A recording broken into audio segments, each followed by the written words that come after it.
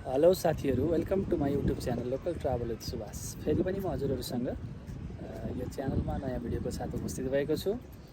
आज यति बेला म छु पोखराको बीच भागमा रहेको भद्रकाली अन्तर्गत। अहिले म भद्रकालीको फेदीमा छु। भद्रकाली भनेको यो अग्लो भागमा माथि डाँडोमा छ भने अहिले म त्यसको फेदीमा छु।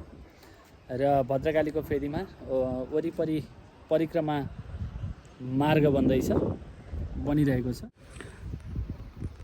यो परिक्रमा मार्ग हुँदै भद्रकालीलाई वरिपरिबाट राउन्ड लगाएर अहिले देखिरहेको यो माछा पोखरी, यो माछा पोखरीले नयाँ स्वरूप लिँदैछ। नयाँ स्वरूपमा पुनः यसको यो संरचनाको निर्माणका कामहरू भइरहेका छन् र अत्यन्त दिव्य अनि सुन्दर यो पहाडीको फेदमा रहेको यो सुन्दर बाटो, पैदल मार्ग, शीतलता, आनन्दता र भरपूरता। यो पक्कै पनि पोखराको मुटु हो। पोखराको मुटुमा अवस्थित अत्यन्त पुरानो स्थल, धार्मिक स्थल, भद्रकाली स्थल, जो भद्रकालीको मन्दिरमा आज म प्रवेश गर्दैछु। यहाँहरू सबैजनालाई भद्रकालीको मन्दिरमा भ्रमणका लागि लिएर जाँदैछु र यति बेला म यो पैदल मार्गबाट भद्रकालीका लागि प्रस्थान गर्दैछु। अत्यन्त सुन्दर छ, दिव्य छ, आनन्द छ, भरपूर नजराका साथसाथमा आज हजुरहरूसँग म साथसाथमा भद्रकालीको मन्दिरलाई परिक्रमा गर्दैछु। यहाँ विभिन्न संरचनाका कामहरू भइरहेका छन् र यी संरचनाका कामहरू र माथि चढ्ने सिँढीहरू, यी हरेक विधाहरूमा यहाँ काम भइरहेको छ। पुरानो क्षेत्र हो, पुरानो स्थल हो, संरक्षणको काम चलिरहेको छ भने र यसलाई अझ धेरै प्रचार प्रसारको, पुरानो स्थल भइकन पनि प्रचार प्रसारको कमी होला, भक्तजनको आगमन यहाँ चाहिँ कम नै छ र यसलाई चाहिँ प्रचारको साथसाथमा मन्दिरको सर्वाङ्गीण विकासका लागि सबैको साथ हुनुपर्ने देखिन्छ।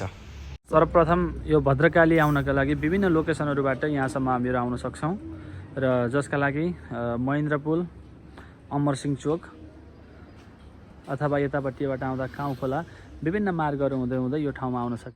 दुईवटा प्रवेशद्वारहरू छन्। यी दुईवटा प्रवेशद्वारहरूमध्ये यो दक्षिणपट्टिको द्वारबाट अहिले म प्रवेश गर्दैछु। यो माछा पोखरीको एक छेउबाट म यहाँ प्रवेश गर्दैछु र आज म आएको थिएँ गण्डकी हस्पिटलको साइडबाट, अमरसिंह हुँदै आएको थिएँ। सर्वप्रथम यो दिव्य यहाँको प्रवेश स्थल हो। यहाँबाट भद्रकालीको प्रवेश हुन्छ।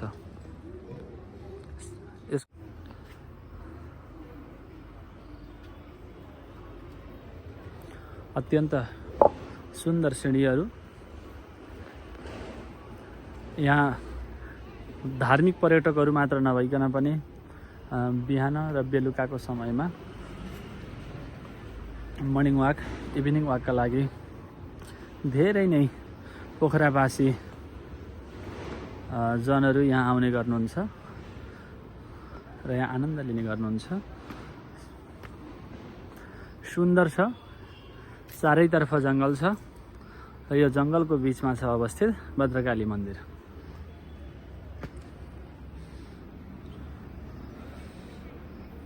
हामीहरू माथिसम्म पुग्छौँ।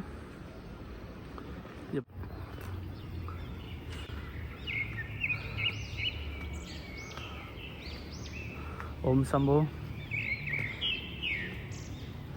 यो सिँढीहरू दिव्य निर्माण भएका छन्।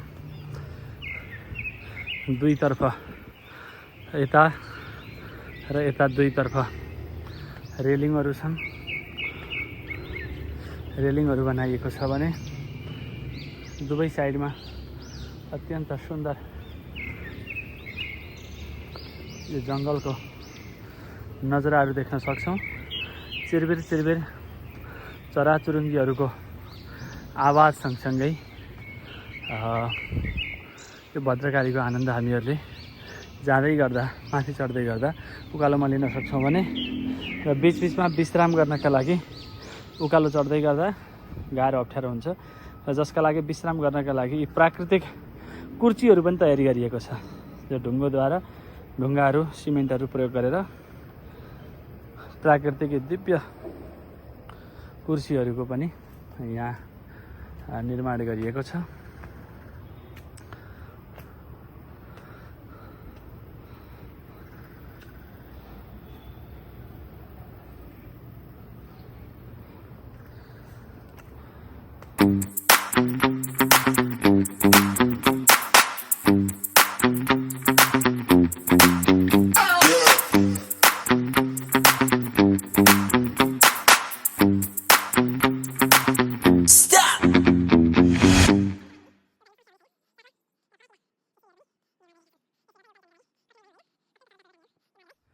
लगभग अहिले म भद्रकालीको यो माथिल्लो भागमा आइसकेको छु।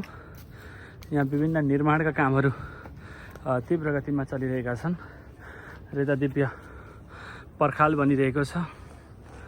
यो माथिल्लो लगभग प्रवेश स्थलमा छु भने यहाँबाट देखिने चारैतर्फका दृश्यहरू अत्यन्त मनमोहक छन्, सुन्दर छन्।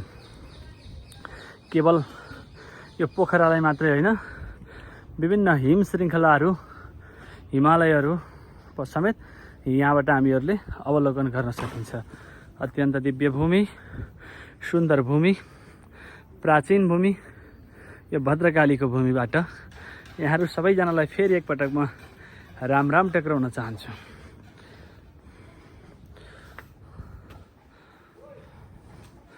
यहाँको यो बनावट, यहाँका दृश्यहरू अत्यन्त सुन्दर छन् भने यहाँका निर्माणहरूलाई अझ संरक्षण गर्नुपर्ने थोरै आवश्यकता। यति बेला म आइसकेको छु पोखरामा स्थित भद्रकाली मन्दिरमा। ढिलो नगरिकन भद्रकालीको मन्दिरलाई सबैभन्दा पहिला दर्शन गरौँ। यो हाम्रो प्राचीन मन्दिर भद्रकालीको मन्दिर अत्यन्त सुन्दर छ, आनन्द छ। र यो काली जङ्गल र जङ्गल सँगसँगै यो जङ्गलको माथि टापुमा रहेको, शिरमा रहेको मन्दिर भद्रकालीको मन्दिर सुन्दर छ, आनन्द छ। र यहाँबाट पुरा पोखराका कोटैकोटहरूको सहर पनि पोखरालाई भनेर भनिन्छ। विभिन्न कोटहरूको बीचमा अवस्थित भएको यो पोखराको सहर, यी सम्पूर्ण कोटहरूलाई ठुला कोटदेखि लिएर, कुम्दी कोटदेखि लिएर, सराङ कोटदेखि लिएर, फोक्सिङ कोटहरूदेखि लिएर शिवालय कोटहरू, अत्यन्त सबै कोटहरूको दिव्य दर्शन पनि यही भद्रकालीको स्थानबाट गर्न सकिन्छ। भने अहिले हामीहरूले देखिरहेको मन्दिर भद्रकालीको अत्यन्त प्राचीन मन्दिर हो। यो नै शक्तिपीठको रूपमा, भगवती भद्रकालीको शक्तिपीठको रूपमा हामीहरूले यो मन्दिरलाई, पुरानो इतिहास छ र यो इतिहासलाई पनि मैले पुनः अर्को भिडियोको साथमा यसको पुरा इतिहासको सहितमा जोडिनेछु। भने अहिले म यो भद्रकालीको मन्दिरलाई सर र यहाँ के छन् यी सम्पूर्ण मन्दिरहरूको बारेमा जानकारी दिन्छु। गणेश मन्दिर र जुन क्षेत्रलाई श्री गणेश तथा भद्रकाली मन्दिर भनेर पनि हामीहरूले बुझ्ने गर्छौँ र जस अन्तर्गत यो मन्दिर हो गणेश भगवानको मन्दिर।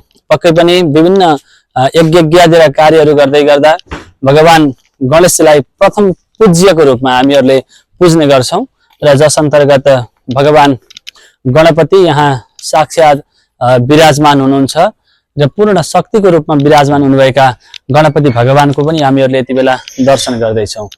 र यो मूर्ति भगवान गणपतिको मूर्तिको साथसाथमा जो हामीहरूले अहिले मन्दिर देख्यौँ, र मन्दिर भनेको भगवान गणपति भगवानको मन्दिर हो।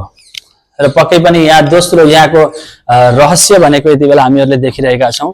भगवान गणेशजीको मूर्ति सँगसँगै जो हामीहरूले पुरानो जो एउटा पत्थर यानि ढुङ्गाको आकृतिमा हामीहरूले गणपति भगवानको स्वरूपलाई देख्न सक्छौँ।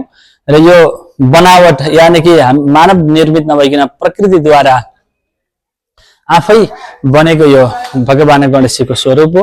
र यो अत्यन्त शक्तिको रूपमा यहाँ प्रतिष्ठित आएका हुनुहुन्छ लक्ष्मीनारायण भगवानको साथमा। यही भगवती भद्रकालीको प्राङ्गणमा लक्ष्मीनारायण भगवान पनि यहाँ विराजमान हुनुहुन्छ। अहिले हामीहरूले लक्ष्मीनारायण भगवानको दिव्य दर्शन गर्दैछौँ। भगवान लक्ष्मीका साथमा रहनुभएका नारायण भगवान लक्ष्मीनारायण भगवानको यो दिव्य विग्रहलाई हामीहरूले यति बेला दर्शन गरिरहेका छौँ।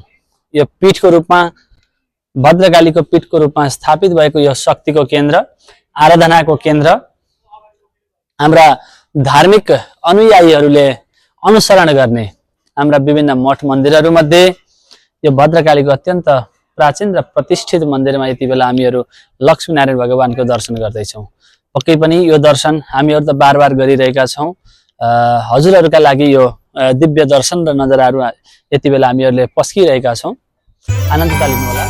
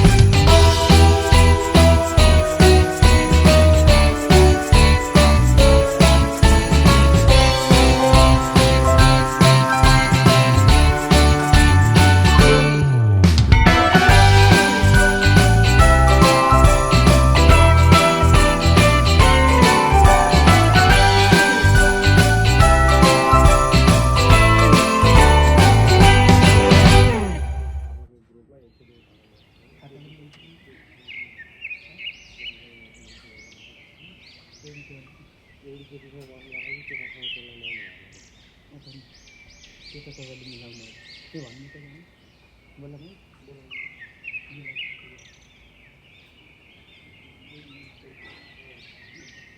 एउटा साथी लिएर आउँदा अरूलाई सबैलाई साडी बनाइदिनु अरू सबै साडी गर्न लागि यहाँ नदेखिने एउटा मसँग नदेखिने चाहिँ यहाँ यो दाम दिनु